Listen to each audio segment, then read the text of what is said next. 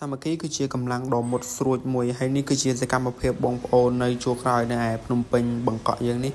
បានប្រមូលស្បៀងអាហារដែលបងប្អូនបរិច្ចាគទៅគឺគាត់យកទៅចែកជូនជនភៀសសឹកនិងមានថវិកាខ្លះទៅទិញស្បៀងអាហារអីសម្រាប់ទំនុកបំរុងផ្សេងហើយកាលពីល្ងាចមិញខ្ញុំបានទៅដែរមានខោអាវមានស្បែកជើង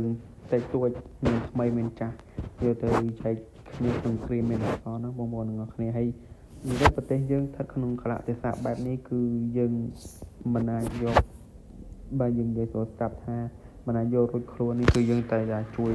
គ្នាទៅតាមដែលយើងអាចជួយទៅបានណាហើយបងប្អូនគឺស្រស់ដៃគ្នាមែនទែនគាត់ជួយគ្នាមានទាំងក្មេងទាំងចាស់ទាំងស្រីទាំងប្រុសនិយាយទៅគឺគាត់កម្លាំងសាមគ្គីបានល្អមែនទែនខ្ញុំសូមសរសើរហ្មងហើយខ្ញុំឃើញខ្ញុំសប្បាយចិត្តបងប្អូនគិតថាមានរបស់របរអីដែលអាចបរិច្ចាគបានគឺបរិច្ចាគទៅព្រោះប្រទេសយើងកំពុងតែមានអាសន្នអញ្ចឹងយើងអាចជួយគ្នាទៅតាមអីដែលយើងអាចជួយទៅបានទៅព្រោះតិចច្រើនក្តីយើងអានេះជាកម្លាំងចិត្តជាទឹកចិត្តរបស់យើងខ្មែរ